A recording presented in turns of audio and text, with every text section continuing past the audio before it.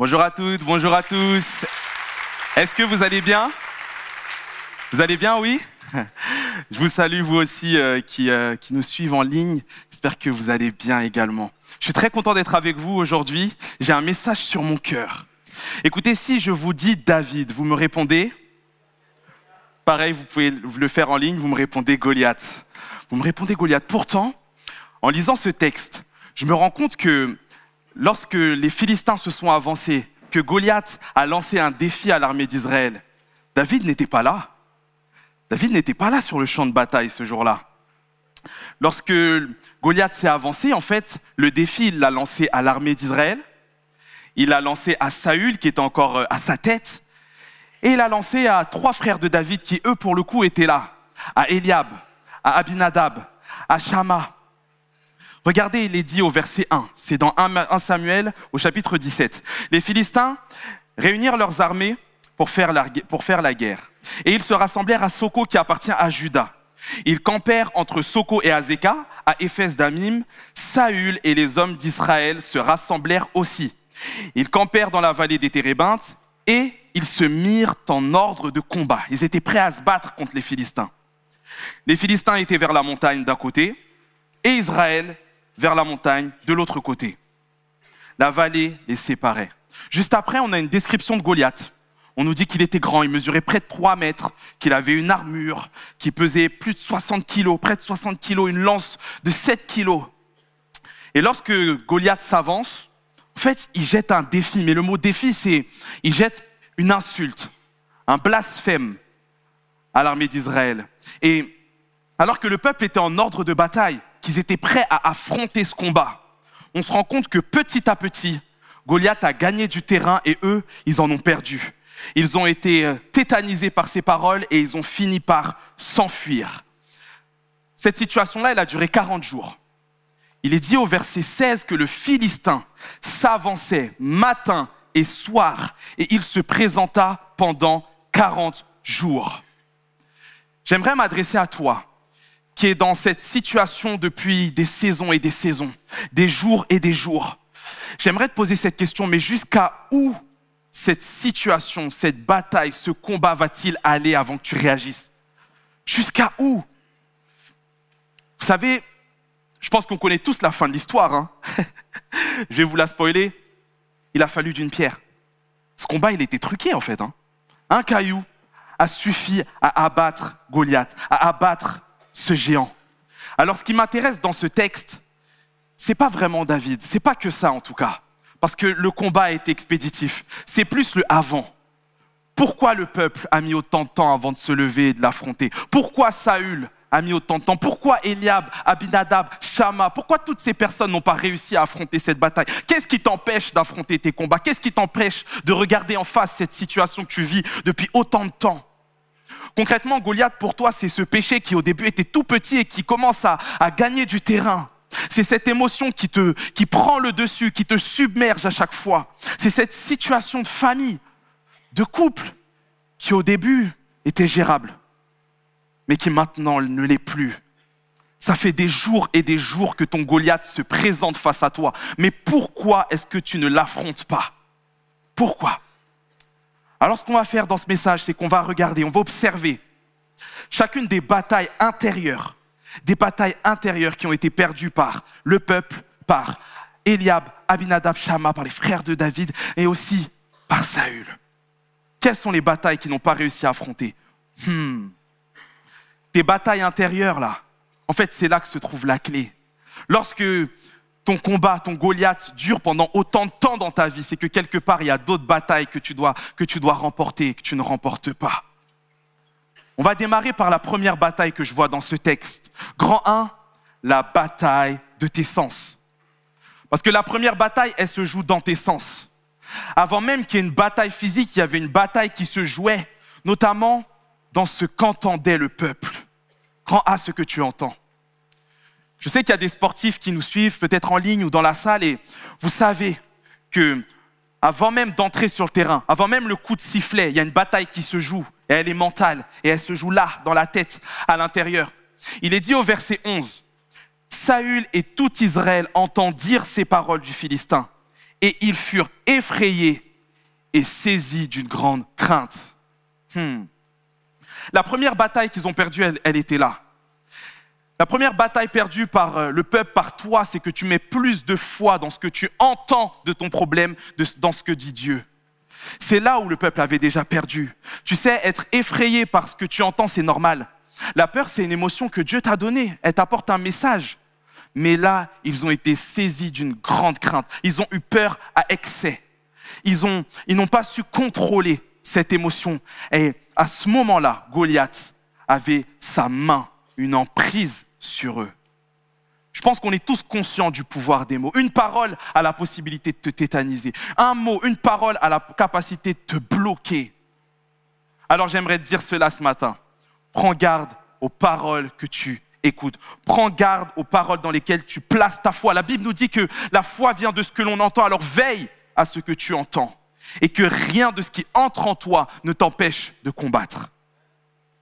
Voilà 40 jours. 40 jours que le Philistin s'avance et Isaïe, le père de David, va le chercher. Lui, il est en train de s'occuper des brebis, je vous ai dit. Et il lui demande d'aller voir ses frères, ramener un peu de pain, de fromage, aller voir comment ils se portent et s'ils vont bien. À ce moment-là, il y a une deuxième bataille qui se déroule. On a parlé de ce qu'ils ont entendu et qui les a tétanisés, mais là, ça va plus loin. Il est dit au verset 24, « À la vue de cet homme, tous ceux d'Israël s'enfuirent devant lui et furent saisis d'une grande crainte. Chacun disait, avez-vous vu s'avancer cet homme? C'est pour jeter à Israël un défi qu'il s'est avancé. Si quelqu'un le tue, le roi le comblera de richesses et il lui donnera sa fille et libérera sa famille de tout impôt en Israël. La deuxième bataille, cette fois-ci, c'est ce que tu vois. La bataille d'essence, là, elle continue. Ça va encore plus loin parce que ce qu'ils ont entendu leur a empêché de combattre. Ils étaient tétanisés, ils ont eu peur. Mais là, il est dit qu'ils s'enfuirent. Parfois, Dieu te permet de voir certaines choses dans ta vie parce qu'il veut se servir de toi. Si Dieu a permis au peuple de voir Goliath, c'est parce qu'il voulait les utiliser comme des outils. Ne laisse rien de ce que tu vois prendre la fuite. Te faire prendre la fuite. Que rien de ce que tu vois t'empêche d'exercer ta foi. Si Dieu t'a permis d'être témoin de cette situation dans ta famille, plutôt que de prendre la fuite et de l'ignorer, demande à Dieu, Père, comment est-ce que tu peux m'utiliser? Comment est-ce que je peux t'être utile pour résoudre cette situation, pour résoudre ce problème? Que rien de ce que tu vois non plus ne te décourage. Peut-être que Dieu t'a parlé. Il t'a dit qu'il voulait t'utiliser dans un domaine. Que rien de ce que tu vois ne puisse te décourager et t'empêcher d'exercer ta foi et d'avancer. Ça me fait penser aux problèmes que l'on voit parfois dans nos églises. Tu sais, j'ai vu qu'il y avait de la poussière dans les escaliers. Tu sais, Dieu t'a permis parfois de voir cette poussière parce qu'il veut t'utiliser aussi pour la balayer, pour la nettoyer. Beaucoup voient des problèmes, mais peu demandent à Dieu, Père, comment veux-tu m'utiliser pour le résoudre? Le peuple a vu Goliath. Et plutôt que de placer leur foi en Dieu et de demander à Dieu, comment tu veux m'utiliser? Ils ont pris la fuite. Dieu a besoin de toi comme outil, mon ami. C'est ce que je veux te dire ce matin. Et autre chose d'intéressant, c'est, en fait, il est dit que Goliath tint les mêmes discours. Tu sais, au bout d'un moment, il y a certaines voix qui tournent en boucle dans ta tête, il va falloir leur dire stop. Il va falloir gérer, prendre le contrôle de ce que tu laisses tourner en toi. Tu ne peux pas empêcher les oiseaux de voler au-dessus de ta tête, mais tu peux les empêcher de poser leur nid sur toi, sur ta tête. Goliath a tint les mêmes discours pendant 40 jours, matin et soir. J'étais pas bon en maths, mais ça fait 80 fois. 80 fois qu'ils entendent les mêmes insultes. 80 fois qu'on dit les mêmes choses sur toi. 80 fois que cette situation, elle revient et elle toque à ta porte. Mais jusqu'à où? Jusqu'à quand? Quand est-ce que tu vas décider de dire stop? En fait, à un moment donné, tu vas devoir prendre une décision. C'est mon troisième point. Ce que tu décides. À ce moment-là, David, il arrive sur le champ de bataille. Et il est dit au verset 26, David dit aux hommes qui se trouvaient près de lui, « Que fera-t-on à celui qui tuera ce Philistin et qui ôtera l'opprobre de dessus Israël? Qui est donc ce Philistin? C'est un circoncis pour insulter l'armée du Dieu vivant. » En fait, alors que David arrive sur le champ de bataille, écoutez, tout le monde est en train de s'enfuir. Je ne sais pas vous, mais si je suis en train de marcher dans le métro dans une direction et que je vois tout le monde qui est en train de partir en courant, je ne sais pas ce qui se passe, mais je cours. À ce moment-là, David, lui, il prend une décision, c'est de ne pas se conformer à ce que disent les autres, de ne pas se conformer au comportement des autres. David décide de ne pas se conformer à ce que dit la société. David décide de ne pas se conformer à l'opinion publique. Et il va encore plus loin. Il repositionne Goliath comme étant un simple homme mortel. Oh, regarde. En fait, lorsque le peuple dit « Avez-vous vu cet homme ?» Le mot « homme », c'est pas « homme mortel ». Lorsqu'on regarde la traduction en hébreu, c'est « Avez-vous vu cet homme que l'on peut mettre en contraste avec Dieu ?» En fait, à ce moment-là, le peuple avait donné à Goliath une place qu'il ne devait pas avoir. Et alors que le peuple est en train de voir Goliath comme un géant, lui, David, le voit comme un incirconcis. Il le voit comme... Oh. Alors que le peuple est en train de regarder à la grandeur, à la hauteur de Goliath, David, il est en train de regarder là. Je vous fais pas de dessin. Il dit que c'est quelqu'un qui n'a pas d'alliance avec Dieu. C'est quelqu'un qui ne connaît pas le Dieu que je sers. Il repositionne son problème. Il repositionne son défi. Le peuple voit un géant, je te le répète, mais David voit un incirconcis. Quel défi as-tu placé comme étant égal à Dieu dans ta vie? Quel défi? Je vais vous parler de moi. Pendant des années, je voulais perdre du poids. Pendant des mois, des années, c'était une vraie bataille, un vrai défi pour moi. Parce que la situation s'enlisait, hein. C'était pareil. Au début, c'était S, M, L, XL, jusqu'à où? À un moment donné, je me suis dit, stop, faut que ça s'arrête. Alors j'ai demandé à Dieu des conseils. Et vous savez ce qu'il m'a dit? Il m'a dit, tu places la nourriture à un endroit, à un rang que la nourriture ne doit pas avoir. Je t'explique. Je trouvais ma sécurité, mon réconfort, ma récompense dans la nourriture plutôt qu'en Dieu. Écoute, à chaque fois que tu vas placer ton problème à une place qu'il ne doit pas avoir, tu ne pourras pas l'affronter. Pour pouvoir affronter Goliath, tu vas devoir réaliser que c'est un homme qui n'a pas d'alliance avec Dieu, un simple homme mortel. Parce que si Goliath est un homme, il a des défauts. S'il a des défauts, il y a une solution pour le battre. Si Goliath est égal à Dieu, il n'a pas de défaut, alors il n'y a pas de solution. Alors repositionne ton problème comme étant inférieur à Dieu. C'est ce qu'a fait David que n'a pas fait les autres. Et c'est ce que je te demande de faire ce matin.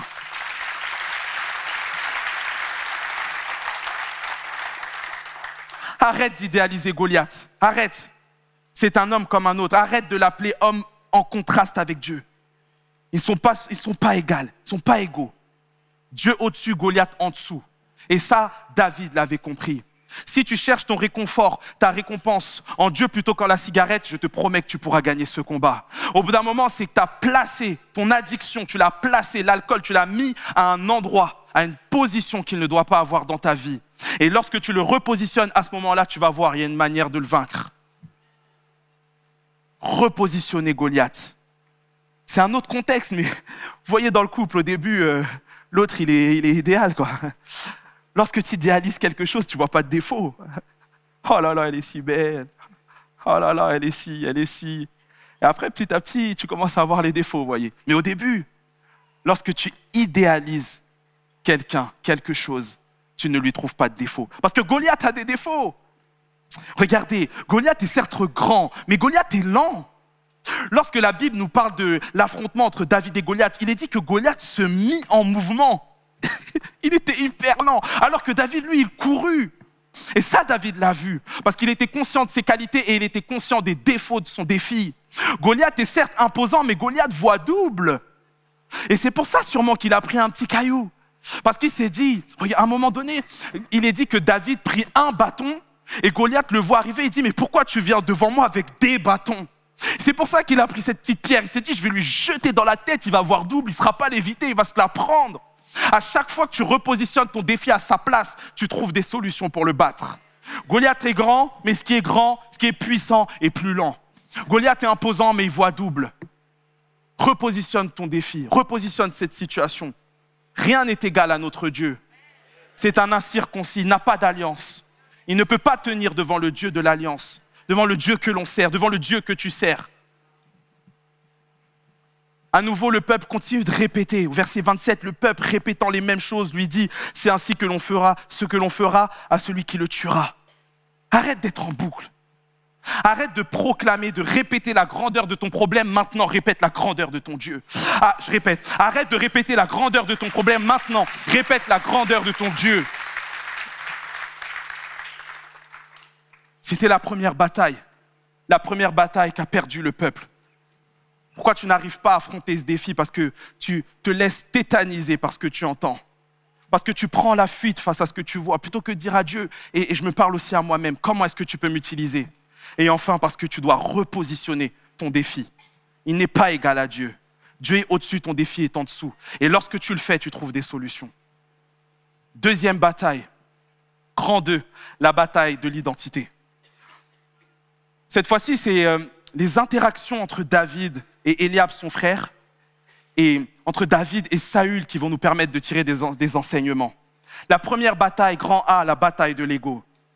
Il est dit au verset 28, Eliab, son frère aîné, qu'il avait entendu parler à ses hommes, fut enflammé de colère contre David. Et il dit, pourquoi es-tu descendu et à qui as-tu laissé ce peu de brebis dans le désert? Je connais ton orgueil et la malice de ton cœur. C'est pour voir la bataille que tu es descendu. Non, mais Eliab, il était sur un tout autre combat. Eliab, il était dans une bataille individuelle. Tu ne pourras pas affronter tes défis si tu es sur une bataille de l'ego. En fait, Eliab, il n'avait pas compris la notion d'équipe. La notion de on gagne ensemble, on perd ensemble. Pour Eliab, il fallait que ce soit lui qui affronte le géant. En fait, quand David arrive sur le champ de bataille, il voit son frère qui est en train de courir. Et dès qu'il le voit, il se dit, oh là là, il faut que je fasse semblant. Là. Et oh, tu viens faire quoi ici? Alors qu'il est en train de courir jusqu'avant. Il est en train de fuir. Eliab, il pense à ses propres intérêts. Je crois vraiment que le comportement de David renvoie des choses à Eliab. Quand Eliab prend la fuite et qu'il voit son petit frère qui lui a confiance, qui lui n'a pas peur, en fait, ça lui renvoie qu'il n'est pas à la hauteur. J'ai noté le mépris des autres démontre parfois qu'ils voient en toi ce qu'ils aimeraient voir en eux. Parce que ce n'est pas d'insolence dont était rempli David, c'était de confiance. La confiance que Eliab, lui, n'avait pas. Et pour préserver son apparence, pour préserver son rang, Eliab était prêt à mettre son frère à terre. Écoute, parce que quand on parle d'Eliab, c'est facile de penser aux autres, mais Eliab, c'est toi, c'est moi. Oui, tant que tu seras sur cette bataille de l'ego, tu ne pourras pas gagner la bataille. Ça me fait penser à nos églises parfois, aux rivalités qu'il y a. Une telle, c'est la meilleure, l'autre, c'est la meilleure. Et pendant ce temps, le diable gagne du terrain. Réalisons que la victoire, elle est collective. Vous savez, lorsqu'on regarde au chapitre 16, juste avant, on voit que Samuel, c'est le prophète qui avait pour mission de nommer le nouveau roi. Quand il voit Eliab, il le voit grand, imposant, il dit, c'est lui que l'Éternel a choisi. Et Dieu lui dit non. Il lui dit, ce passage que l'on connaît tous, l'Éternel dit à Samuel, ne prends point garde à son apparence et à la hauteur de sa taille, car je l'ai rejeté. L'Éternel ne considère pas ce que l'homme considère. L'homme regarde à ce qui frappe les yeux, mais l'Éternel regarde haut. Dans les commentaires, tu peux écrire cœur, mais l'Éternel regarde haut, au cœur. Ici, le mot cœur, c'est l'homme intérieur. C'est à l'homme intérieur que l'Éternel regarde. Eliab, tu ne pourras pas gagner cette bataille si tu te focuses sur ton homme extérieur plus que sur ton homme intérieur. Focalise-toi toujours sur ton homme intérieur plus que ton homme extérieur. Eliab, c'était un extérieur fort, mais un intérieur faible. David, c'était un extérieur faible, mais un intérieur fort. Mais celui qui a remporté la bataille, c'est celui qui s'est concentré sur le cœur. Le cœur. Le cœur. Si tu es Eliab, apprends à accepter de l'aide d'un autre. Si tu te sens concerné par Eliab, là, accepte que la solution vienne d'un autre que toi. Et apprends à te laisser enseigner par les plus jeunes que toi. La question que je te pose, c'est jusqu'à quand, par ego, tu vas refuser l'aide des autres? Jusqu'à quand? Tu sais, moi, je suis pasteur. Oui, mais ton couple va pas bien. Demande de l'aide. Tu sais, moi, je suis chef d'entreprise. Oui, mais ta boîte est cool. Demande de l'aide. Tu sais, moi, je suis le patriarche, le pater. Oui, mais ça va pas. Demande de l'aide. Arrête de te focaliser sur ton ego, sur ton statut, sur ce que les gens penseront, diront de toi. Eliab, accepte de l'aide des autres. Tu préfères mourir ou accepter de l'aide? Il y a certaines situations dans nos familles qui perdurent parce qu'on est plus focalisé sur les batailles liées à l'ego que sur la vie de la famille. L'objectif, c'est que la famille vive, plus que ton ego, plus que ton statut, plus que ce que l'on pensera de toi. Eliab, tu es sur la mauvaise bataille. Parfois, je suis sur la mauvaise bataille. Et regardez la réaction de David face à lui. Il lui dit, Qu'ai-je donc fait? Ne puis-je pas parler ainsi? Et il se détourna de lui pour s'adresser à un autre et fit les mêmes questions. Le peuple lui répondit comme la première fois. En fait, à ce moment-là, David, il avait toutes les raisons d'entrer dans une profonde colère. Parce que David, quand on regarde un peu sa vie, à chaque fois, c'était celui qui était mis de côté. Lorsque Samuel vient pour élire le nouveau roi, j'en parlais tout à l'heure, lui, Isaïe, il a laissé David au champ, il a laissé avec ses brebis. David, c'est celui qui était ignoré, celui dont on ne voulait pas, celui dont Isaïe ne voulait pas. Et alors qu'il aurait pu rentrer dans une profonde colère, dans l'offense, il a décidé, lui, de se focaliser sur le bon combat. J'aimerais te dire, ne cherche pas toujours à avoir raison. Parfois, il faut garder ses forces dans la véritable bataille. La bataille de l'ego te fait perdre des forces dont tu as besoin pour remporter la véritable bataille. Deuxième point, B. Cette fois-ci, on va parler du regard du leader, le regard de Saül. En entendant cela, en entendant David, en fait, Saül demande à ce qu'on lui l'amène.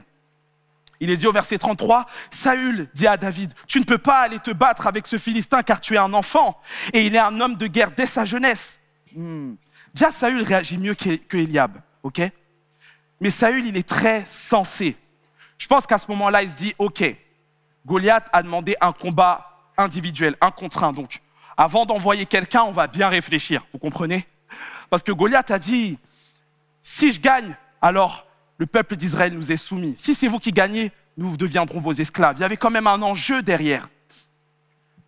Saül était assez sensé. Mais est-ce que Saül avait vraiment vu tout le potentiel qu'il y avait en David? Lorsque l'on regarde au chapitre 16, juste avant, il est dit que Saül était tourmenté et c'est David qui venait et qui jouait de la harpe pour apaiser son cœur, pour l'apaiser. Il voit David comme un simple enfant, mais David n'est pas qu'un enfant. David est un enfant de Dieu. Et ça fait toute la différence. Écoute, malgré son apparence, David était préparé au combat depuis déjà longtemps. Et j'aimerais te dire, Saül, apprends à reconnaître le potentiel qu'il y a dans les autres, parce que Dieu avait déjà prévu une solution à ton combat. Wow. David le rassure. Au verset 34, il est dit, David dit à Saül, ton serviteur faisait paître les brebis de son père. Et quand un lion ou un ours venait en enlever une du troupeau, je courais après lui, je le frappais et je lui arrachais la brebis de sa gueule. Gueule, ça veut dire bouche de l'animal, c'est pas un gros mot. Et s'il se dressait contre moi, je le saisissais par la gorge, je le frappais et je le tuais. C'est ainsi que ton serviteur a terrassé le lion et l'ours et il en sera du Philistin, de cet incirconcis comme de l'un d'eux, car il a insulté l'armée du Dieu vivant. David dit encore, l'Éternel qui m'a délivré de la griffe du lion et de la patte de l'ours me délivrera aussi de la main de ce Philistin. Et Saül dit à David, va et que l'Éternel soit avec toi. Écoute, amen, amen. Écoute, à toi qui te reconnais dans Saül, réalise que la solution n'a pas toujours l'apparence que tu penses. Réalise-le. Réalise que Dieu a toujours une longueur d'avance et qu'il avait prévu une solution à ce problème. Et tu dois apprendre à les reconnaître, ces solutions. Apprends à reconnaître les solutions que Dieu t'envoie. Sois sensible au Saint-Esprit.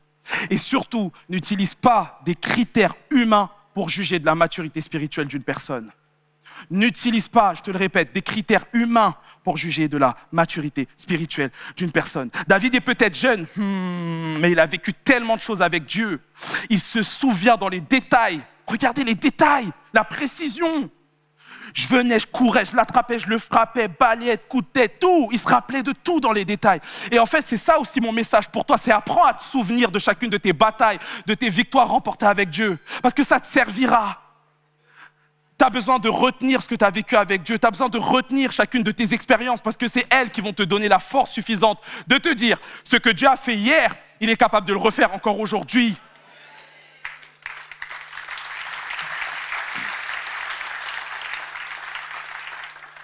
Vous savez, moi je suis camerounais et il y a un plat qui s'appelle le ndolé, c'est très dur à faire.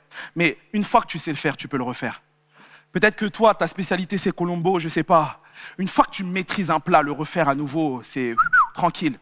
C'est pareil pour Dieu. Dieu maîtrise tes ennemis. Dieu maîtrise tes batailles. Dieu maîtrise toutes les difficultés que tu traverses. Il le maîtrise. Il les maîtrise. Il n'en a pas peur. Alors rappelle-toi, souviens-toi toujours que le Dieu qui l'a fait hier peut le refaire demain pour toi. Il est le même hier, aujourd'hui et éternellement, nous dit la parole. Ne l'oublie jamais. Ne l'oublie jamais. Ne l'oublie jamais. David fait preuve de maturité parce qu'il se souvient dans le détail de chacune des expériences qu'il a vécues avec Dieu. Il fait preuve de maturité parce que à ce moment-là, David, lui, il cherche pas ses propres intérêts. Il cherche à défendre le troupeau. Et encore une fois, il ne compare pas Goliath à un homme que l'on peut mettre en contraste avec Dieu. Lorsque Saül lui dit, lui, c'est un homme de guerre depuis sa jeunesse, c'est le même mot qu'utilisait le peuple. C'est un homme que l'on peut mettre en contraste avec Dieu. Non, David répète, c'est un incirconcis. Il le compare à un... En fait, il utilise à chaque fois le champ lexical des animaux. C'est une proie à abattre, Goliath, pour lui. Si tu te reconnais dans David, j'aimerais te dire, à toi peut-être qui a été jugé par tes expériences, par ton apparence, sache qu'il n'y a pas d'âge pour vivre des miracles et pour vivre des choses extraordinaires avec Dieu. Je ne connais pas ton âge, hein, mais ta maturité spirituelle, elle ne dépend pas de cela. Elle dépend de la profondeur. Elle dépend de ce que tu vis dans le secret avec ton Dieu. On avance. Il est dit que Saül encourage David à y aller. Et ça, c'est hyper intéressant. Saül encourage David à y aller. Il lui dit, va et que l'Éternel soit avec toi. Mais juste après, il lui propose son armure. Il lui dit, va au combat, mais prends mes méthodes. Va au combat, mais avec mes stratagèmes. Va au combat, mais fais-le comme moi je l'aurais fait si j'y étais allé. Regardez à partir du verset 38. Saül fit mettre ses vêtements à David. Il plaça sur sa tête un casque d'airain et le revêtit d'une cuirasse. David ceignit l'épée de Saül par-dessus ses habits et voulut marcher car il n'avait point encore essayé. Mais il dit à Saül, je ne puis pas marcher avec cette armure, je n'y suis pas accoutumé. Et il s'en débarrassa. Il prit en main son bâton, choisit dans le torrent 5 pierres polies et les mit dans sa gibecière de berger et dans sa poche. Puis, sa fronde à la main, il s'avança contre le Philistin. Écoute, cette bataille, David a failli la perdre. Parce qu'à ce moment-là, Saül, comme je vous le disais, il est en train d'essayer de mettre sur David ses méthodes, la manière dont lui, il aurait fait les choses, et essayer d'obtenir une victoire en utilisant les stratagèmes, les méthodes des autres, plutôt que de mettre sa foi en Dieu. C'est la pire erreur que tu peux commettre. À ce moment-là, David se dit, j'ai jamais essayé, donc je vais tenter, pourquoi pas, mais non en fait. Ne tente pas de jouer un rôle, n'essaye pas d'être comme les autres. En fait, c'est mon défi à moi quand je prêche, je me rends compte de cela. Parfois, je prêche et je me rends compte que mon combat, c'est d'essayer d'être moi-même, de faire les choses comme moi-même, de ne pas jouer un rôle, pas d'alléluia, amen, etc. Sois toi-même face à tes combats. Sois toi-même avec tes qualités, avec tes défauts, mais avec Dieu en toi, surtout avec l'Éternel à l'intérieur de toi. Écoute, le meilleur moyen de perdre une bataille, c'est d'essayer d'être quelqu'un / de faire comme les autres. J'ai noté ça. Ton meilleur moyen de perdre sera d'essayer de faire comme les autres, d'utiliser les mêmes méthodes que les autres. C'est que Dieu t'a créé avec tes qualités et tes défauts, mais que les deux lui sont utiles. Hein. Dieu a besoin de tes qualités, mais Dieu a aussi besoin de tes défauts pour le servir. Il t'a créé comme ça, il sait pourquoi, et il a besoin des deux. Ta victoire, tu l'auras, mais pas avec les méthodes des autres. Et si tu te reconnais dans Saül, si c'est toi qui es en position de leadership, apprends à encourager les autres à être eux-mêmes, à se battre avec leurs propres armes, leur singularité, avec leur propre foi, pas avec les tiennes. Ne limite pas les autres à tes propres limites. Que tu puisses être comme un socle sur lequel les autres peuvent s'appuyer pour aller plus loin, plus haut. Ne les limite pas, mais encourage-les à te dépasser. Troisième point, c'est mon grand C, c'est le mépris. Cette fois-ci, on va parler de Goliath. Cette fois-ci, enfin, le vrai combat, la vraie bataille démarre. David se retrouve enfin en face de Goliath. Il est dit à partir du verset 41, le Philistin s'approcha peu à peu de David. Et l'homme qui portait son bouclier marchait devant lui. Le Philistin regarda et lorsqu'il aperçut David, il le méprisa, ne voyant en lui qu'un enfant blond et d'une belle figure. Le Philistin dit à David, suis-je un chien pour que tu viennes à moi avec des bâtons ? Et après l'avoir maudit par ses dieux, il ajouta, viens vers moi et je donnerai ta chair aux oiseaux du ciel et aux bêtes des champs. Goliath était rempli de mépris. D'abord envers le peuple, parce qu'il disait que le peuple était les esclaves de Saül, mais aussi envers David ici. Goliath est tombé lui-même dans le même piège. Il s'est focalisé sur l'extérieur, sur l'apparence de David, plutôt que sur celui qui avait à l'intérieur de lui. Ça, il n'a pas vu. Et tu sais, le fait que Goliath se compare à un chien, je crois vraiment que le regard de David était différent. Le regard de David, c'était pas le même. C'était pas un regard rempli de peur, c'était un regard rempli de confiance en son Dieu. Goliath était simplement une proie à battre pour David, et là, il l'a compris.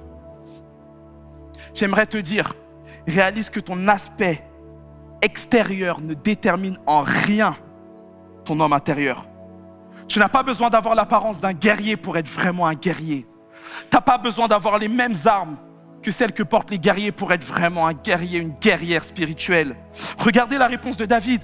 Il dit aux Philistins, au verset 45, « Tu marches contre moi avec l'épée, la lance et le javelot, et moi, je marche contre toi au nom de l'Éternel des armées, du Dieu de l'armée d'Israël que tu as insulté. Aujourd'hui, l'Éternel te livrera entre mes mains, je t'abattrai, je te couperai la tête. Aujourd'hui, je donnerai les cadavres du camp des Philistins aux oiseaux du ciel et aux animaux de la terre, et toute la terre saura qu'Israël a un Dieu. Et toute cette multitude saura que ce n'est ni par l'épée, ni par la lance que l'Éternel sauve, car la victoire appartient à l'Éternel et il vous livre entre nos mains. » Il est en train de dire à Goliath que moi, mes armes, elles sont différentes. Toi, tes armes, elles sont physiques, mais moi, mes armes, elles sont spirituelles. À ce moment-là, David, lui, il avait compris là où se jouait le véritable combat. Et c'est fort parce que David sait qu'il n'est qu'un outil. Il dit, l'Éternel te livrera entre mes mains. En fait, c'est l'Éternel qui va te mettre dans ma main. Je ne vais pas te combattre. Je vais simplement me laisser utiliser comme un outil pour que lui puisse te combattre. Sache que tu n'as pas le pouvoir de battre Goliath, mais que celui qui est en toi a le pouvoir de le battre. Écoute, si tu avais le pouvoir de vaincre le péché, tu n'aurais pas besoin de Jésus. Si tu avais le pouvoir de vaincre cette addiction, tu n'aurais pas besoin de Jésus. Si tu étais capable de te défendre par tes propres forces, tu n'aurais pas besoin de Jésus. Et je veux te donner cette parole à toi qui en a assez de perdre des batailles. Tu ne pourras pas gagner contre ce problème sans Jésus. C'est Jésus qui te livre cette situation entre les mains. Tu ne peux pas avec tes propres forces lutter. Mais celui qui est en toi, lui a la force de lutter. Alors je te tends la main, je te tends cet appel. Si tu n'as pas encore accepté Jésus dans ta vie, si aujourd'hui tu es dépassé, tu es débordé, si aujourd'hui la peur te tétanise, si aujourd'hui tu es dans des batailles d'ego, de ce qu'on dira de toi, si aujourd'hui tu as essayé par tes propres armes mais que tu n'as pas réussi, je t'encourage à faire ce pas que moi j'ai fait et que j'ai pas regretté. J'ai jamais regretté Jésus. J'ai regretté ce que j'ai mangé hier soir. Je vous jure, c'était pas terrible, mais j'ai jamais regretté Jésus. Ça fait des années et des années que je le suis, mais je n'ai jamais regretté Jésus. Il a été là avec moi lorsque j'ai dû affronter des petits combats, mais aussi quand j'ai dû en affronter des plus grandes. Dieu n'attend qu'une chose de toi, c'est que tu lui ouvres ton cœur.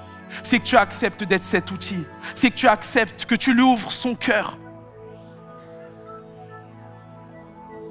Juste après, il est dit au verset 48, « Aussitôt que le Philistin se mit en mouvement pour marcher au-devant de David, David courut sur le champ de bataille à la rencontre du Philistin.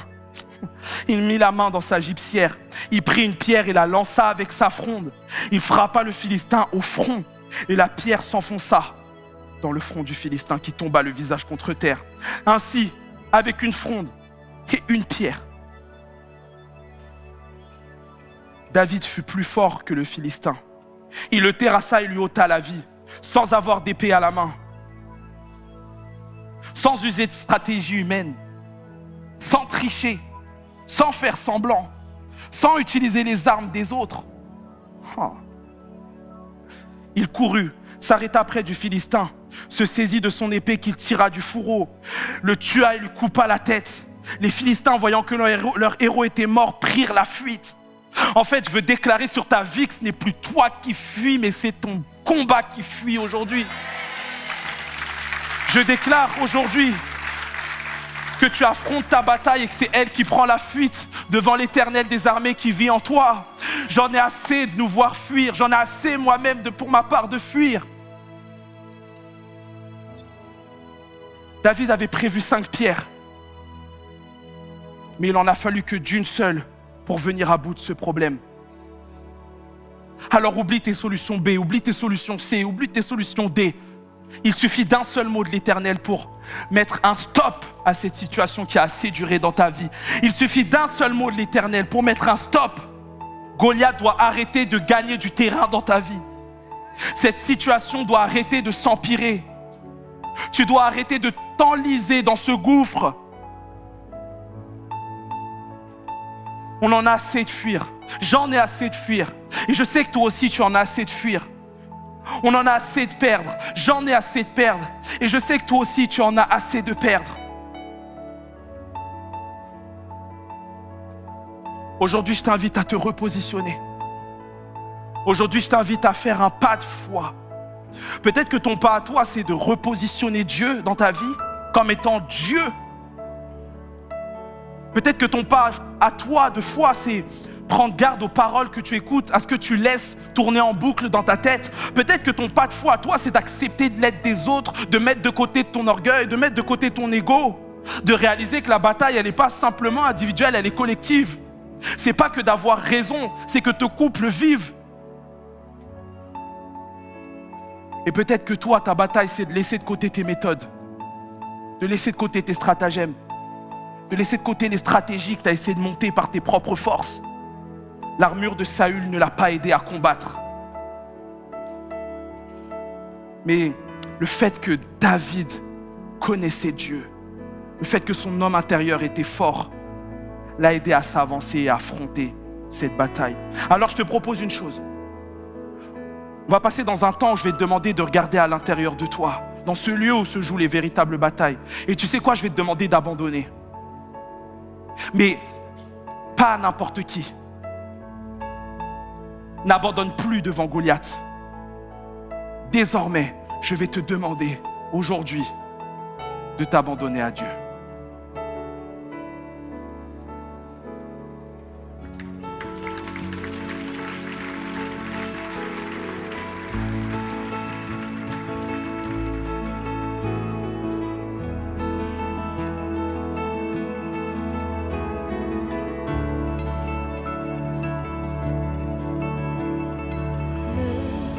Voici à genoux devant toi, j'abandonne tout,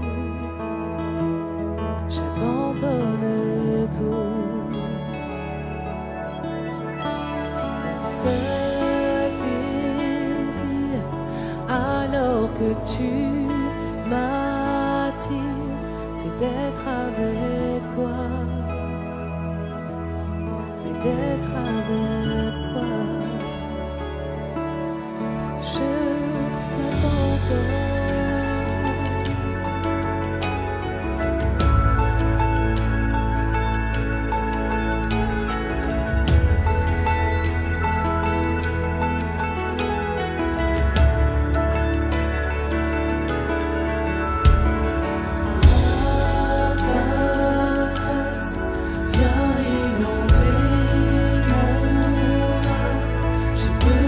De toi.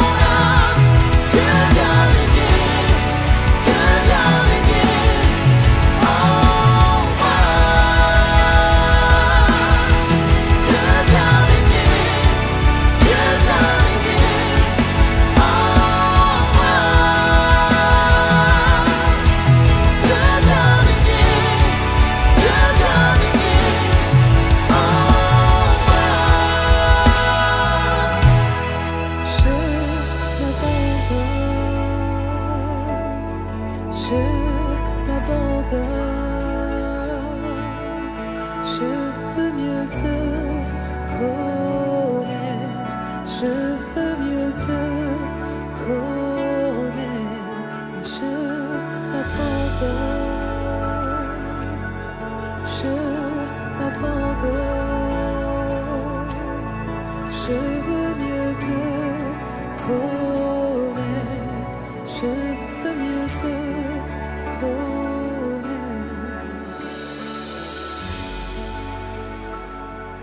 Écoute, la victoire de David, c'est cette pierre qui a atterri sur le front de Goliath. Et je crois que c'est pas un hasard. Parce que des années plus tard, il y a quelqu'un qui n'aura pas une victoire éphémère, mais une victoire définitive sur la mort à la croix de Golgotha, qui signifie le lieu du crâne. Je veux déclarer qu'à partir d'aujourd'hui, alors que tu crois dans le sacrifice de Jésus à la croix, tu remportes une victoire définitive sur cette situation. J'en ai assez de fuir. J'en ai assez de fuir. Je crois qu'aujourd'hui sera un jour nouveau dans ta vie. Désormais, tu ne fuis plus tes combats, mais conscient de celui qui est en toi, tu t'avances. Et comme David, tu cours. Et comme David, tu cours. Et c'est pour ça qu'on appelle le règne de Dieu ce matin. La peur a assez régné dans ta vie. Ton ego, ton orgueil a assez régné dans ta vie. Tes méthodes, tes stratégies ont assez régné dans ta vie. Maintenant, on appelle le règne de Dieu.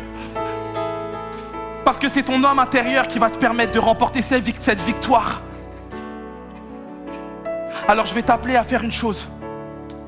Je vais te demander de mettre ta main sur le lieu de la bataille là, ton cœur. Si tu as été interpellé par ce message, mets la main sur ton cœur. Je veux prier pour toi. Seigneur, je te prie pour chacune des luttes qui se passent dans le cœur de chacun.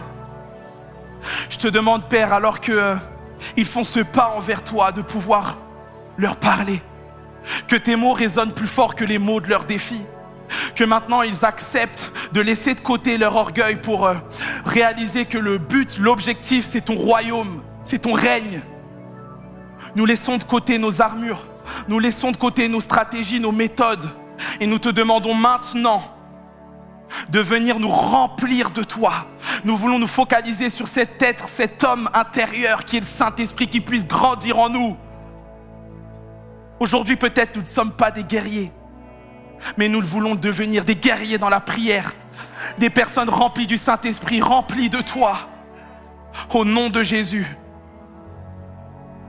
Je vais terminer en te disant que, tu sais, Goliath, il n'est pas ici. Goliath, c'est quand tu vas rentrer chez toi et que tu vas te retrouver face à face avec ton conjoint, ta conjointe. Goliath, c'est quand tu vas arriver lundi au boulot. Goliath, il n'est pas forcément ici, ton Goliath. Mais réalise que maintenant, alors que tu as fait le pas de t'abandonner entre les mains de Dieu, ce n'est plus ta bataille, c'est sa bataille. Alors repars de celui avec la force qu'il te donne. Renouvelé dans tes forces, renouvelé dans ton identité d'enfant de Dieu.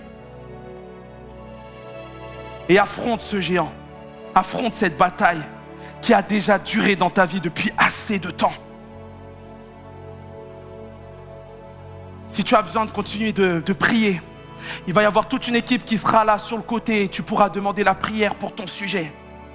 Si tu nous suis en ligne, je t'invite à écrire à l'adresse prière@églisemlk.fr. Demande de l'aide. Ne reste pas seul. Ne reste pas seul.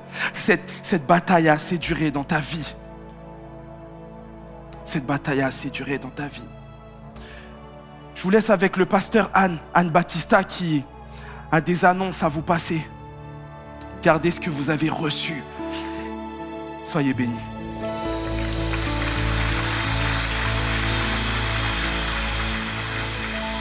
Bonjour à tous, vous pouvez vous asseoir.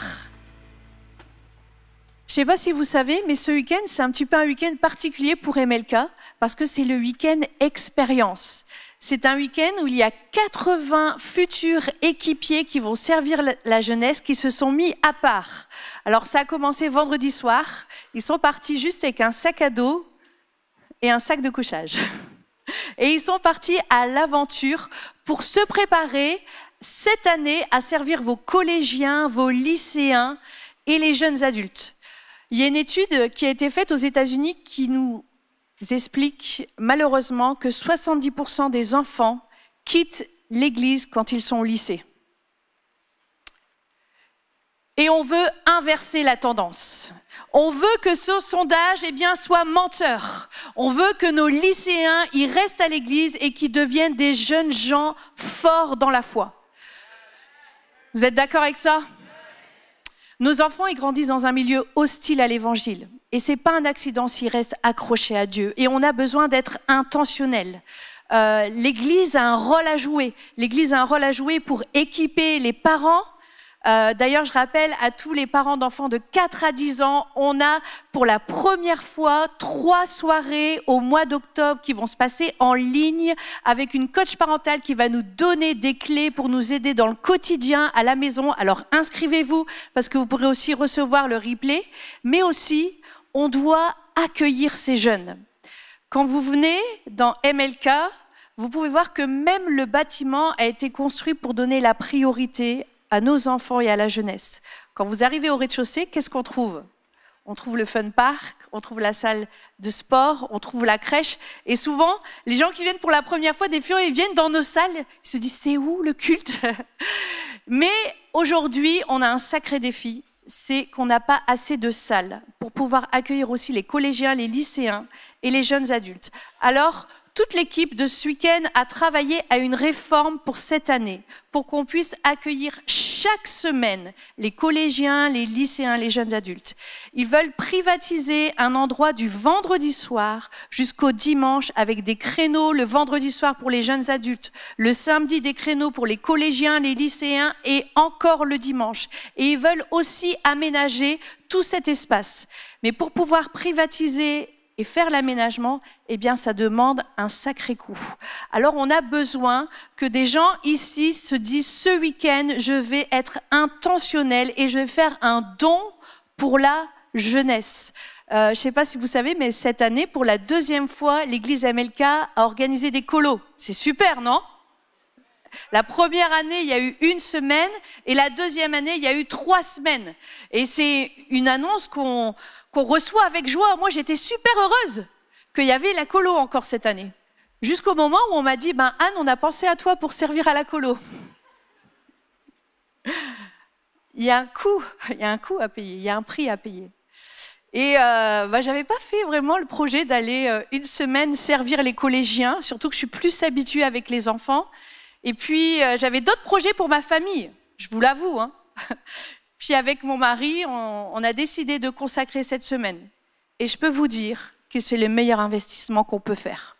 Parce que quand on investit et qu'on voit des vies transformées, ton cœur est rempli d'une joie que tu ne peux pas trouver ailleurs. Quand on met les jeunes à part, quand on met nos jeunes à part pour Dieu, il se passe quelque chose. J'ai vécu quelque chose que j'avais jamais vécu jusqu'à présent. Le 3e jour de la colo, le matin, le 3e temps spirituel, on fait un chant. J'ai pas prêché. Un chant, la présence de Dieu est tombée. Il y avait tous les collégiens qui étaient en pleurs parce qu'ils goûtaient et ils vivaient la présence de Dieu. Il y en a une, elle était baptisée du Saint-Esprit, elle s'était même pas rendue compte qu'elle était en train de parler en langue. Il y en a d'autres qui disaient, je suis libérée, je sais pas. J'avais comme un poids tout le temps et là, je suis libérée. Ils ont vécu la présence de Dieu. Et on a besoin de pouvoir accueillir nos collégiens, nos lycéens et les jeunes adultes. On veut que ça soit des jeunes gens forts. Alors tous ceux qui veulent investir, vous pouvez faire des virements, vous pouvez aussi aller au point finance, vous pouvez aussi payer par chèque ou aller sur jeveudonner.fr, mais s'il vous plaît, précisez dans votre don que c'est pour les enfants et pour la jeunesse. Amen. Moi, je veux que mes enfants, arrivés au lycée, ils aient envie encore de venir à l'église. Et quand ils sont à la fac, que ce soit des jeunes gens qui influencent leur environnement, que ce ne soit pas les autres qui les influencent. On est d'accord avec ça? Allez, on termine en célébrant Dieu tous ensemble. Je vous invite à vous lever et on va taper dans nos mains encore une fois pour célébrer cette victoire que nous avons en Jésus.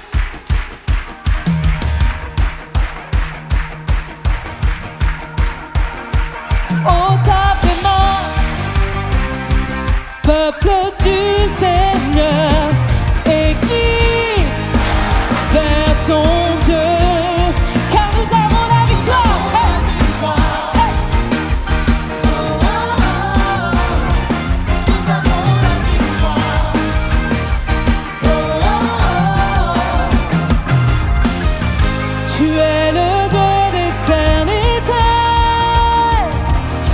que ta lumière brille, pour que le monde voie. Yeah, tu es l'espoir des cœurs brisés. Tu as vaincu la mort afin de nous sauver. Oui, chantons. Alléluia. Jésus est vivant. Oh, tape des mains, peuple du Seigneur, écrivez ton roi. Oh, tape des mains, peuple du Seigneur, écris, car nous avons la victoire. Oh, oh, oh, nous avons la victoire.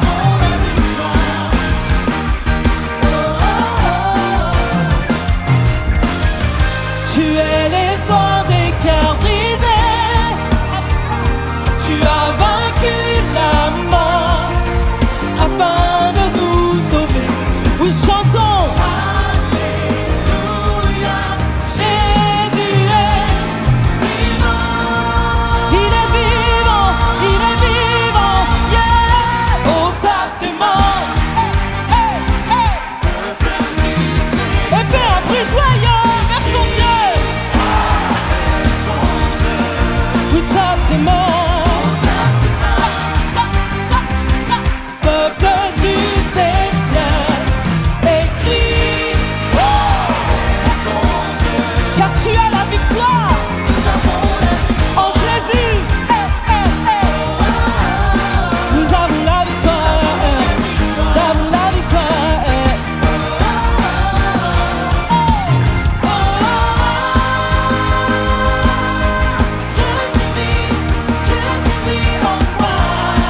Tu as ressuscité. Oui, j'ai la vie en toi.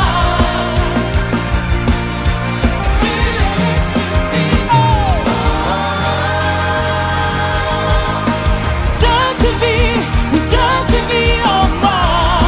Tu es ressuscité.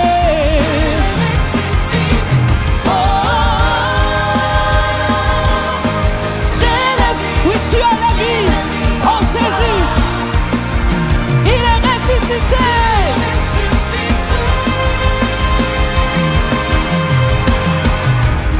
Est-ce qu'on peut acclamer le roi et pousser un cri de joie? On y retourne, on tape des mains. On tape des mains.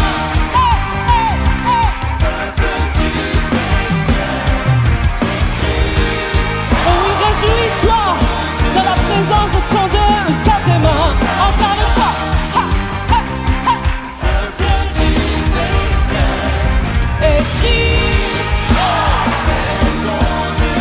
Reggae time, reggae time. Hey. On y va, on y va, on y va. Hey. Dieu, tu vis, oui, Dieu, tu vis en moi. Lord have mercy, tu es ressuscité.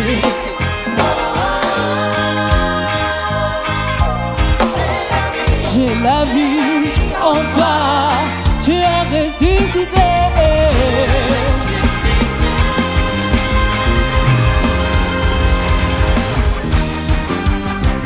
Hey, hey, hey. Hey, hey, hey. Alléluia. Cette vidéo t'a parlé? Clique sur j'aime. N'oublie pas également de t'abonner et de déclencher les notifications. Si cette vidéo t'a touché, elle peut aussi faire du bien à ceux qui t'entourent. Prends 5 minutes pour la partager à un proche ou à un ami qui en aurait besoin.